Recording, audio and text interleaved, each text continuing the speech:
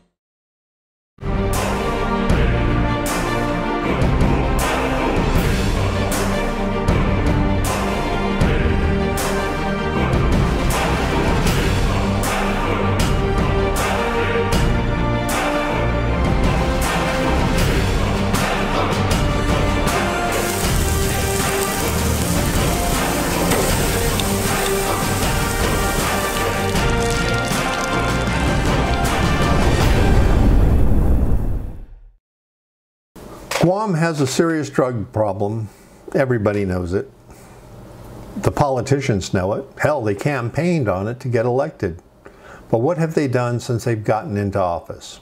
The governor has been in place for 3 years, and as you heard at the beginning of this, it was her goal to make the people of Guam feel safer.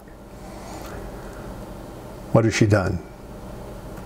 Not a damn thing. Neither have the senators in the 36th legislature. They haven't done anything either. The solution to this problem is a simple one. Make it difficult to get drugs into Guam.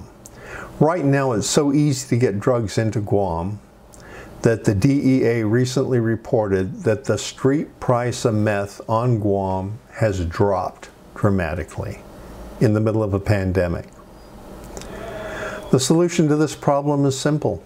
Make it difficult to get drugs into Guam. We're not California. We don't have thousands of miles of coastline, hundreds of airports and municipal airports and private airstrips. And we don't have a lot of seaports and a lot of marinas. We're just a very small island in the middle of nowhere, and our drugs come in through 3 avenues: the airport, the harbor, and the mail. What we need to do is make it much more difficult for drugs to get through the airport, the harbor, and the mail systems here on Guam. The way we do that is we invest in drug detection dog teams. For the past 10 years, I've been trying to get politicians to do this, but they preferred to spend money on other things. Like during the Calvo administration, he spent $3.5 million on those Festpac one-time use huts there at the Paseo. Just imagine if back then he'd spent $500,000 and established 10 new, actually it would have been about 20 new drug dog teams. Drug dog teams typically cost between $20,000 and $30,000 for the dog and the training and the handler training.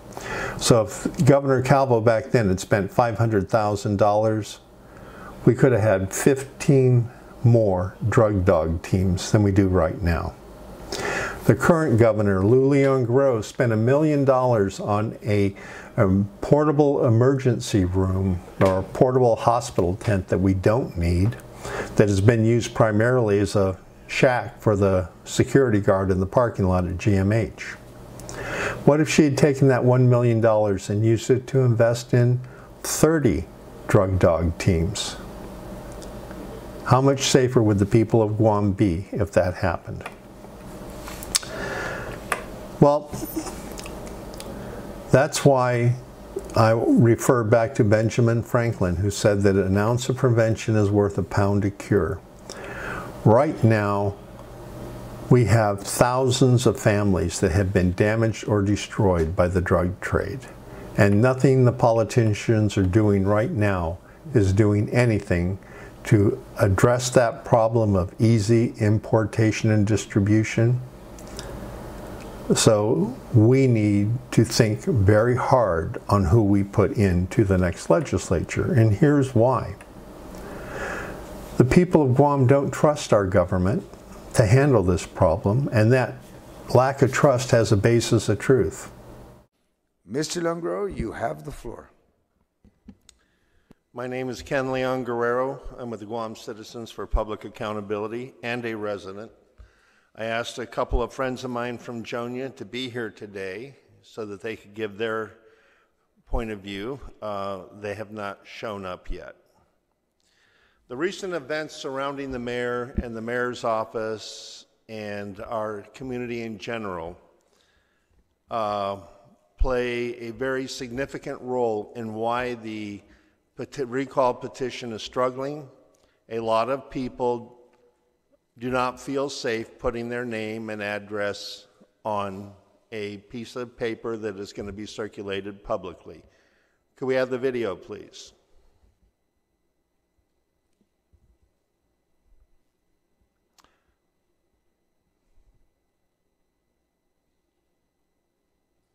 This is from the security camera of a house. And here we have a convicted... Mr. Leon Guerrero, I think that was on the news also. Yes, it was on the news also. And here we have a person trying to gain entry into a house only to be stopped by his significant other. Now, this is one of dozens of videos I could show about different residences here on Guam where people are trying to get in. And that is one of the reasons why the residents of Jonia feel that they are not safe. This situation is unique. It's a clear and present danger to the residents of Jonia, because here we have a situation where the distrust in Guam's law enforcement organs is rapidly rising. Why? We have a mayor who talks about having connections with the police, the marshals, and corrections, and he can get things done. We have an example right here of a former drug felon trying to get into somebody's house. We have drug addicts walking around in our villages. And in Jonia specifically, a couple of weeks ago, I was at the store there by the mayor's office. Two guys came up to me looking very much like meth addicts, asking me for $20 so they could buy Pampers and milk. I think my size and my attitude prevented it from going any further. This recall petition is a very important step in restoring confidence in our government, especially with the residents of Jonia. Based on the comments that we've all heard in the the village meetings and things like that, there is a pervasive fear in this community. And that fear has to be addressed. This is the body that can address it. I heard Senator Pito Terlahi here rise in vigorous defense of the mayor. We see the same kinds of things happening as politicians and politically well-connected insiders protect each other, and that's the way it comes out in the community. Because that young man that we saw trying to gain entry, he hasn't been arrested. If I'd tried to do that, what do you think the chances are that if I tried to bash my way into somebody's house that I would not at least have been detained? Look at Jeff Limo. When he was arrested, did he go to jail? No, he spent the night in the conference room. They brought him food from Kentucky Fried Chicken. Is that not evidence of taking care of each other to the exclusion of the safety of the public? That's what this whole charade is that we're looking at with the village mayor. We have a situation where even the federal government is keeping witnesses off island because they fear for their safety as a result of the reach of the mayor through his contacts. And that's why the petition is stalled. When the head of the Public Safety Committee of the legislature, who has very close ties to a lot of the people that were in the news following Jonia Mayor Jesse Bloss's arrest over facilitating the drug trade through the mailboxes at the mayor's office, we have reasons to be concerned. Especially when we consider the fact that the head of the Public Safety Committee at the legislature, the People's House, has not introduced or passed a single bill to make it more difficult to get drugs onto the island or to make the people of Guam safer. The problem is further magnified when we consider the fact that in the last couple of years, we had a long list of government officials going to bat for a law enforcement officer gone bad. A couple years ago, Homeland Security Officer Ricky Sanchez used his position and his government offices to import meth for distribution on the island, and that meth in turn destroyed many more families. But what happened? Instead of rising up and rising up and decrying his actions, we had a number of government officials rise up in support of a law enforcement officer who used his title, his position, and his government offices to import meth. It's almost like we have elected officials condoning drug import and distribution. We had 23 people write letters of support, including a number of high government officials, starting with former Chief of Staff Tony Babauta, Chief of Staff to the Governor. And we had Police Captain Stephen Ignacio, who is now the Chief of Police. And we also had the head of Homeland Security and Civil Defense, who was the boss of Ricky Sanchez, writing letters for requesting leniency. This is not a good message to send to our community, that we have so many high-ranking public and appointed officials standing up for drug dealers, including the mayor of Dedido and the mayor of Agate. Trust is also further destroyed when we have so many government employees involved in the drug trade. We had the security guard from DPW selling meth out of his security shack. Then we had that whole situation over Department of Corrections, starting with Deputy Director of the Department of Corrections stepping down as part of the scandal surrounding Mayor Jesse Bloss. We had a large number of correction officers tied into a drug distribution ring in the prison itself. And we even had police officers who have gotten wrapped around the axle of the drug trade. How many people have been lost forever? How many families have been destroyed because of our politicians were not willing to meet the challenge and make good on their campaign promises to stop the drug trade? Well, we know they haven't set aside any money to increase the number of drug dogs because we know the Guam Police Department only has 4.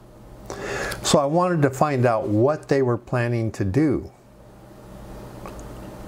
to dramatically improve the safety of Guam, because the only law, and this is kind of weird, that I've seen come out of the 35th or the 36th legislature under the leadership of Pito Terlahi has been an arson bill. And they tied it to meth to make good on their campaign promises, I guess, by saying that people addicted to meth set fires to poach deer, to sell the deers, to buy more meth. Now talk about a loose association. But that's the closest thing that I can find to a bill coming out of the 35th or the 36th legislature under the leadership of Leon Guerrero that does anything, and it does nothing, to protect the people from the drug trade. So I went in and looked at what they're planning to do, pulled down a report for a federal grant that they're applying for, and it was really interesting. They acknowledged that crystal meth is a big problem here, and in this report there's only 5 words about increasing drug detection dogs. What's really interesting is that there are 4 pages detailing how the person who handles the grants will be paid. I mean, this is ridiculous. 5 words about drug detection dogs and all of this on how the person who administers this grant will be paid. It shows that our politicians don't have our best interest at heart, which is not surprising. Thomas Jefferson warned us when he said that it should be no surprise that politicians will put themselves and the needs of themselves and those closely allied to them over the needs of the people. The time has come for us to do something about that. In the Guam laws, we have the right of recall. People have been talking about recalling the governor, but that's going to be too difficult. But it's not going to be too difficult to recall senators. When we look at 3 senators in particular, Pito Terlahi, Amanda Shelton, Tina Munya Barnes, just starting a recall effort as part of the voter initiative process will put all the senators on notice. And maybe, just maybe, they'll start doing things to protect the people of Guam. But that isn't going to happen unless we as people start acting. So in the coming weeks, we'll be clarifying the process on the voter initiative process, and hope that you will join us in an effort to reclaim our government away from politicians and make it once again a government of people, by people, for people. If you would like to learn more about the process or become involved in the process, send me an email in confidence to kenleonguerrero@yahoo.com. I'm Ken Leon Guerrero, and this is my point of view.